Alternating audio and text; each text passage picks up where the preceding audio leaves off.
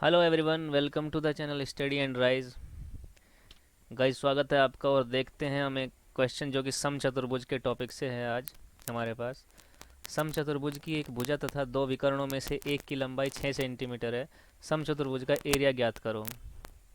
अच्छा, सबसे पहले इस क्वेश्चन को करने से पहले हम ये देख लेते हैं कि सम चतुर्भुज होता क्या है। चतुर्भुज तो आपको पता ही है, चार भुजाओं से बनी हुई एक बंद आकृति। लेकिन सम चतुर्भुज क्या होता है, उसकी हम विशेषताएं देखते हैं। चलिए शुरू करते हैं। एक सम चतुर्भुज का निर्माण कर लेता हूँ मैं। निर्माण मतलब बना लेता हूँ। ठीक है भाई। अच्छा, एंगल इसके जो है 90 डिग्री नहीं होते। उसका भी एक रीज़न होता है, मैं आपको बताऊंगा सम चतुर्भुज इसको बोलने का रीज़न। अच्छा, इसकी कुछ प्रॉपर्टी होते हैं। इसको सम चतुर्भुज ए बी सी डी नाम रख लेते हैं इसका। एक तो इसकी सारी भुजाएं एक दूसरे के समान होती हैं, यानी ए बी बराबर बी सी बराबर सी डी बराबर डी ए होती है। इसीलिए सम चतुर्भुज है। बीच का एंगल 90 डिग्री अगर होता तो ये वर्ग बोला जाता फिर। ठीक है। यानी वर्ग एक समचतुर्भुज होता है, लेकिन समचतुर्भुज एक वर्ग नहीं होता। ये चीज़ ध्यान रखनी है। पहली प्रॉपर्टी क्या हो गई हमारी? पहली प्रॉपर्टी हो गई हमारी कि चारों भुजाएं एक दूसरे के समान है। यानी ए बी बराबर बी सी बराबर सी डी बराबर डी ए। अगर इसकी लंबाई हम ए मान लेते हैं तो चारों भुजाओं की लंबाई ए ही रहेगी। ठीक है। दूसरी प्रॉपर्टी क्या लेंगे हम, कि ये एक दूसरे के जो सामने वाली भुजाएं हैं वो समांतर होती हैं आपस में। जैसे मान लो ए बी समांतर हो गई सी डी के, और बी सी समांतर हो गई ए डी के। ठीक है। तो ये लिख लेते हैं। ये याद रखने वाली चीज़ें, इनको याद रखना लाइफ में कि समचतुर्भुज कहते किसको हैं, उसकी क्या क्या खासियत होती हैं। जैसे कि अभी क्वेश्चन में दिया है कि समचतुर्भुज, अब उन्होंने बना के नहीं दिखाया तो याद रखना पड़ेगा ना। समचतुर्भुज की विशेषताओं में है ये ए बी समांतर सी डी की हो गई और बी सी समांतर ए डी की हो गई। ठीक है भाई। और तीसरी प्रॉपर्टी क्या होगी इसकी, कि जो इसके विकर्ण हैं, विकर्ण क्या होंगे इसके, ए सी और बी डी। ठीक है। विकर्ण एक दूसरे को लंब सम द्विभाजित करते हैं, यानी एकदम आधे से काटते हैं और एक दूसरे पे लंब होते हैं। ठीक है। ये 90 डिग्री का साइन है, 90 डिग्री। ठीक है। अच्छा, ये इसको ओ दे दीजिए इस बिंदु को नाम। तो हम इसको बोल सकते हैं कि ओ डी बराबर ओ बी के हो गया और ओ ए बराबर ओ सी के हो गया। चलिए लिख देते हैं ओ डी बराबर, चलिए ओ बी बराबर ओ डी के और ओ ए बराबर ओ सी के। ठीक है भाई, ये हो गया। और इनका जो एंगल है बीच का वो 90 डिग्री हो गया, इसको याद रखना है।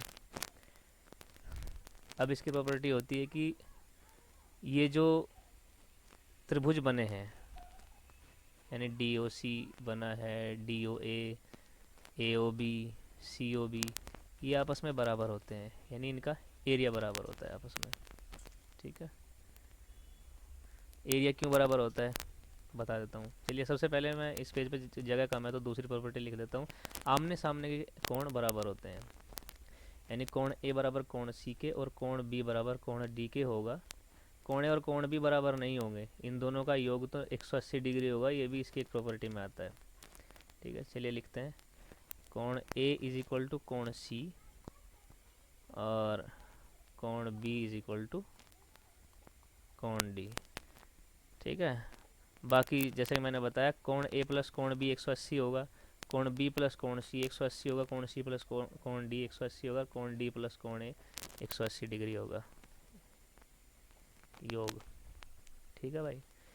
अच्छा, विकर्ण जो होते हैं वो एंगल को, जिस एंगल से खींचे जाते हैं उसको समद्विभाजित करते हैं। उसका रीजन मैं आपको इस पेज पे बताऊंगा। बना लेते हैं एक सम चतुर्भुज।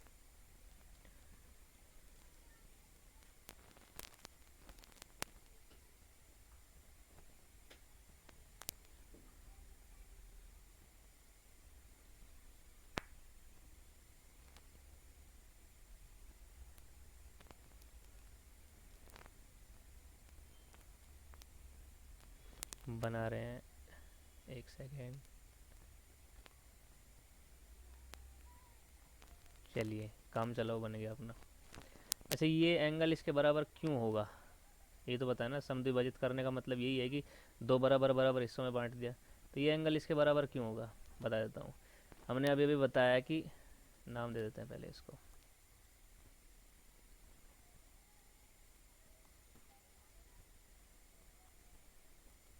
अभी अभी बताया है कि डी ओ और ओ भी एक दूसरे के बराबर होंगे, क्योंकि समद्विभाजित किया गया है ना, ये विकर्णों के द्वारा एक दूसरे को। तो ये तो इसके बराबर हो गया है, ठीक है। ये ऑटोमेटिकली बराबर होते हैं क्योंकि समचतुर्भुज है। तो जैसे कि मैंने बताया था, ए बी बराबर ए डी होगा, चारों भुजाएं एक दूसरे के समान होगी, ठीक है। तो ये हो गए बराबर। और ये जो कॉमन लाइन हो गई, ठीक है, इस पर, हाँ, ये कॉमन लाइन हो गई। तो ये दोनों त्रिभुज ए ओ बी और ए ओ डी सर्वांग सम हो गए, ठीक है। त्रिभुज ए ओ बी सर्वांग सम त्रिभुज ए ओ डी। सर्वांग सम मतलब सभी अंग समान। जैसे कि ये तीनों भुजाएं अगर समान है तो ये एंगल 90 डिग्री का होता है, ये तो बराबर है ही है 90 का। ये एंगल इसके बराबर हो जाएगा और ये एंगल इसके बराबर हो जाएगा, यानी angle D A O is equal to angle B A O, ठीक है। इसी तरह से बाकी इसके लिए भी हो जाएगा, और ये इसके बराबर हो जाएगा और ये इसके बराबर हो जाएगा, ठीक है। ये दो आपस में बराबर, ये दो आपस में बराबर, ये दो आपस में बराबर, ये दो आपस में बराबर। इनके बराबर होने की वजह से ही बोला जाता है कि ये जो विकर्ण है वो एंगल को बाइसेक्ट करता है, यानी समद्विभाजित करता है, ठीक है। अब आ जाते हैं एक और प्रॉपर्टी पे, ये नंबर 5 लिख देते हैं इसको, नंबर 5 का ही पार्ट है ये भी। नंबर 6 पे आ जाते हैं। जो त्रिभुज है A D O, C D O, C O B और बी ओ ए, ये त्रिभुज के क्षेत्रफल आपस में बराबर होते हैं। उसका रीज़न है क्योंकि आपको पता ही होगा कि त्रिभुज का जो क्षेत्रफल होता है 1/2 गुणा आधार गुणा ऊंचाई होता है। तो ये आधार हो गया, ये ऊंचाई समझ लीजिए, ये ऊंचाई और ये आधार, यानी त्रिभुज डी ओ सी और बी ओ सी में अगर देखा जाए तो ऊंचाई तो ओ सी रहेगी और आधार भी इनके बराबर हैं। तो 1/2 गुणा आधार गुणा ऊंचाई भी सेम आएगा, यानी क्षेत्रफल समान आएगा। तो हम इसको लिख सकते हैं किस तरह से, area of triangle A O B, ये भी तो समान ही होगा ना, ये चारों समान होंगे, बराबर बराबर इस समय बताए। A O B is equal to area of triangle B O C is equal to area of triangle C O D is equal to area of triangle D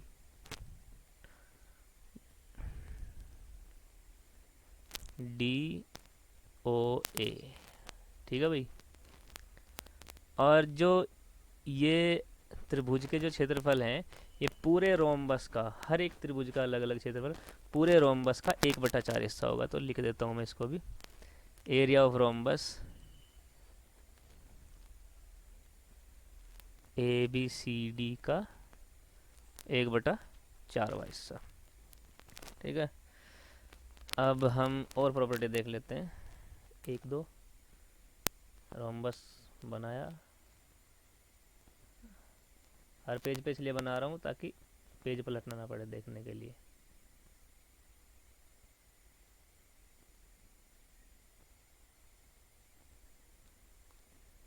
जैसा भी बना है इसी से काम चलाना पड़ेगा। ये ओ हो गया, प्रॉपर्टी नंबर 7 लिख लेते हैं। अच्छा, इसमें मैं बताने वाला था कि जो जो अपना त्रिभुज है ए बी डी, और त्रिभुज सी डी बी, और त्रिभुज डी ए सी, और त्रिभुज बी ए सी, ये भी चारों आपस में बराबर होते हैं, इनके एरियाज, ठीक है।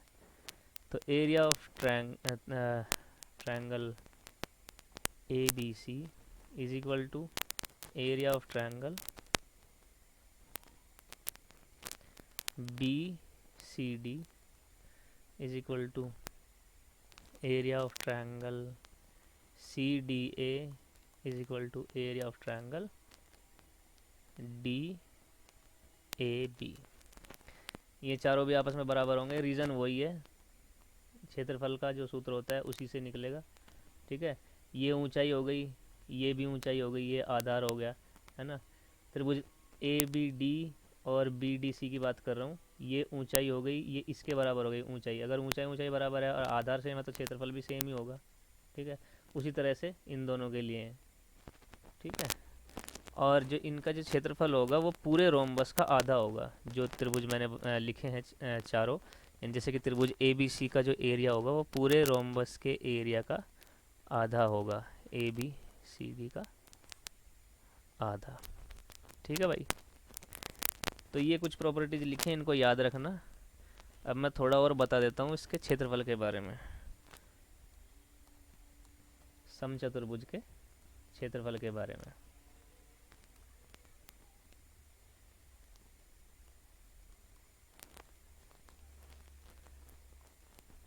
एक सूत्र होता है कि 1/2 गुणा दोनों विकर्णों का गुणनफल। D1 D2 दोनों विकर्णों की लंबाई की वैल्यू है ना, अंकीय मान जिसको बोलेंगे। बना देता हूँ एक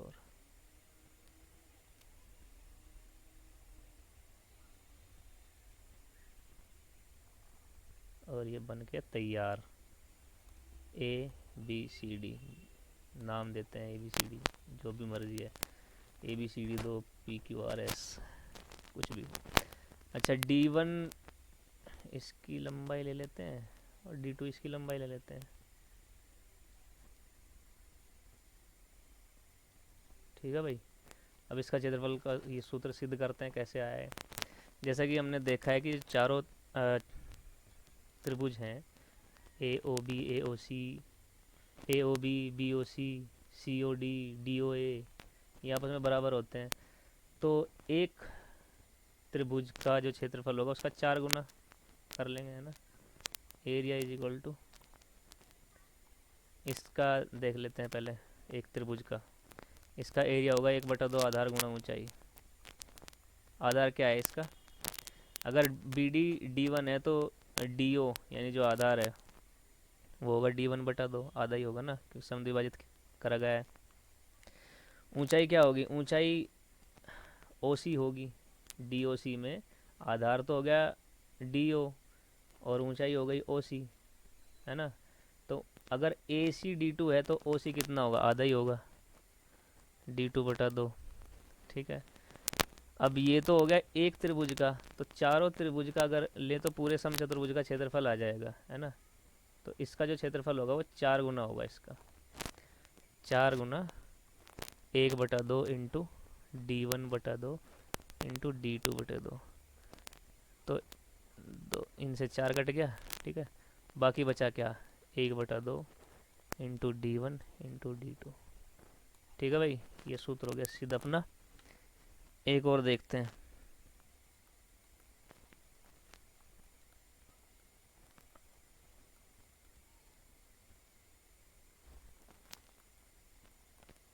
समचतुर्भुज का क्षेत्रफल, आधार गुणा ऊंचाई, आधार और ऊंचाई की मल्टीप्लाई। अब बताता हूँ ऊंचाई होती क्या है इसमें, वही फिर हमेशा की तरह समचतुर्भुज एक बनाते हैं।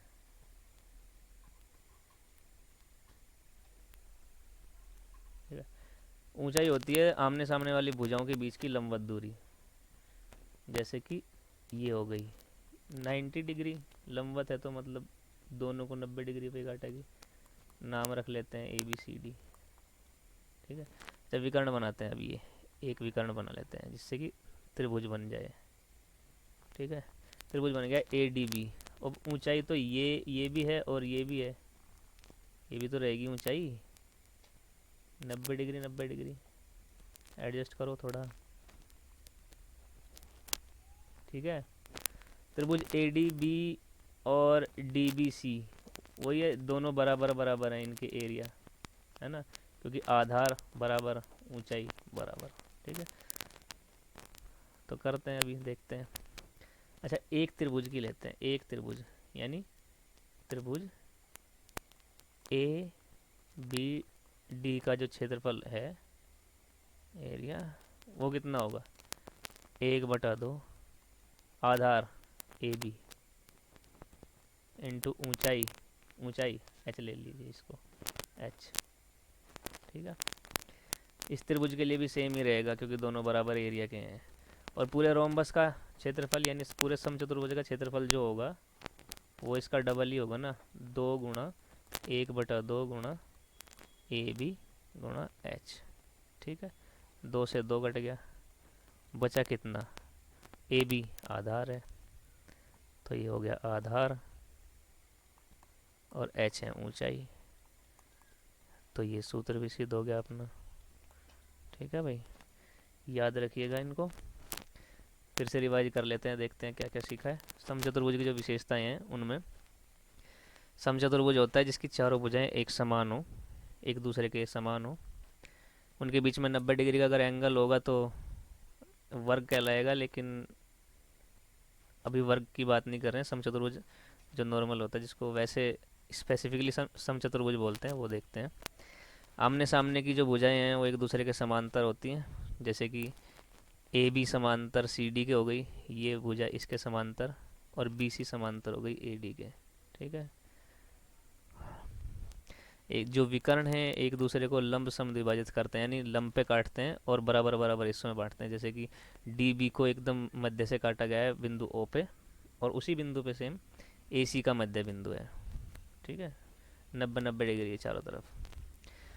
एंगल जो होते हैं आमने सामने के बराबर होते हैं, एंगल ए एंगल सी के बराबर होगा, एंगल बी एंगल डी के बराबर होगा। और ये जो लगातार कोण होते हैं, जैसे मान लो ए के बाद बी आता है तो इन दोनों का योग 180 होगा, बी और सी का योग 180 होगा, एंगल की बात कर रहा हूँ। एंगल सी और डी का 180 डिग्री होगा, और डी और ए का योग भी 180 डिग्री होगा, ठीक है। अब त्रिभुज आते हैं जो कि विकर्ण हैं, इसको 4 हिस्सों में काटते हैं, चारों बराबर बराबर हिस्से होते हैं जो त्रिभुज बनते हैं, समकोण त्रिभुज बनते हैं, क्योंकि एक कोण 90 डिग्री का हो जाता है इसमें।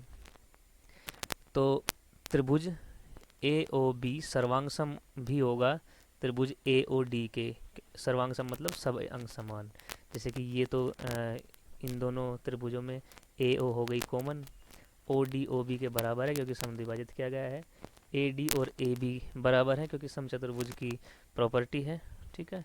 तो इसलिए जो इनमें एंगल होंगे वो भी एक दूसरे के बराबर हो गए, जैसे कि एंगल ओ ए बी और एंगल डी ए ओ, ये एक दूसरे के बराबर होंगे। इससे पता चलता है कि एंगल्स को भी समद्विभाजित किया गया है विकर्णों के द्वारा, समद्विभाजित यानी बराबर 2 हिस्सों में बांटा गया है, ठीक है।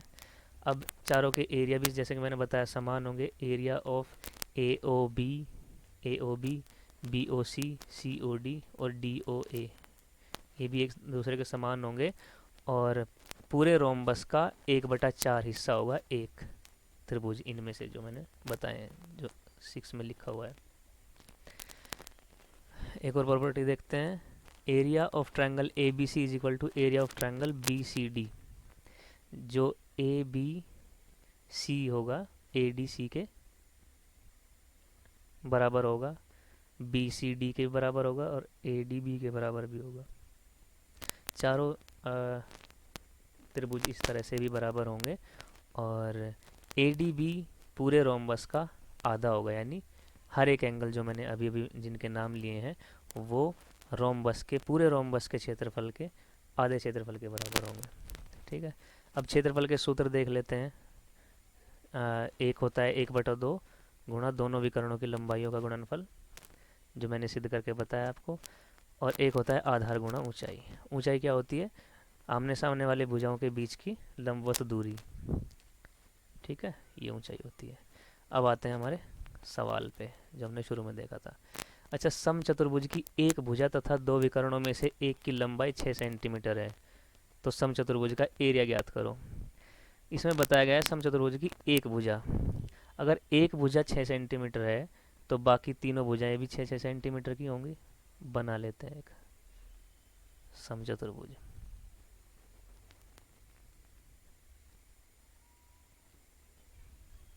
नाम दे देते हैं अपनी तरफ से।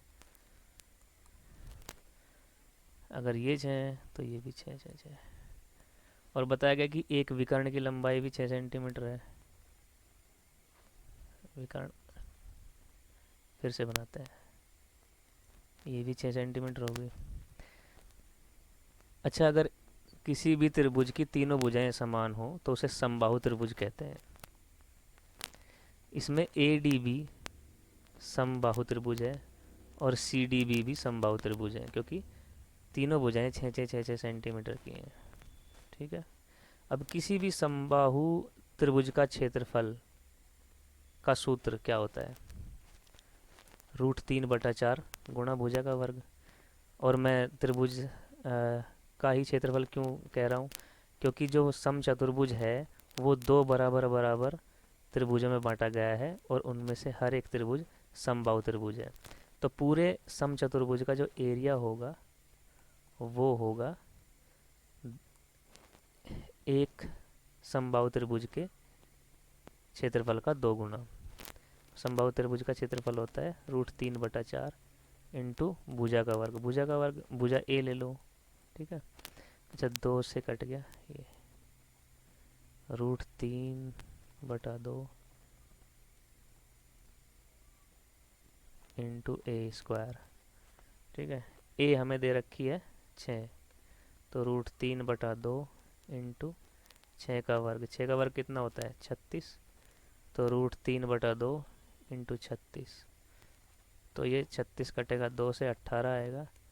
तो हमारा जो आंसर आएगा वो 18√3, यानी पूरे रोम्बस का, पूरे समचतुर्भुज का जो क्षेत्रफल है वो 18√3 है। Option A, option A is the correct answer. तो यार इस वीडियो से तो काफ़ी कुछ सीखने को मिला है। अगर आपने कुछ नया सीखा है वीडियो से तो वीडियो को लाइक करिए। वीडियो को यहीं पे एंड कर रहे हैं, तो लाइक करिए वीडियो को और सब्सक्राइब करिए चैनल को और बेल आइकन दबाइए। बेल आइकन इसलिए दबाइए क्योंकि अगर मैं फ्यूचर में कोई भी वीडियो अपलोड करता हूँ तो आपको नोटिफिकेशन मिल जाएगा। ठीक है। अपने दोस्तों के साथ शेयर करिए जो रेलवे और एसएससी के लिए तैयारी कर रहे हैं। और कमेंट में बताइए कि आपको किस टॉपिक के क्वेश्चंस आपको समझने हैं, क्योंकि अभी एग्ज़ाम्स भी चल रहे हैं तो आप मुझे बता सकते हैं और मैं तुरंत ही उस टॉपिक पे वीडियो बनाऊंगा। ठीक है। चलिए, थैंक यू।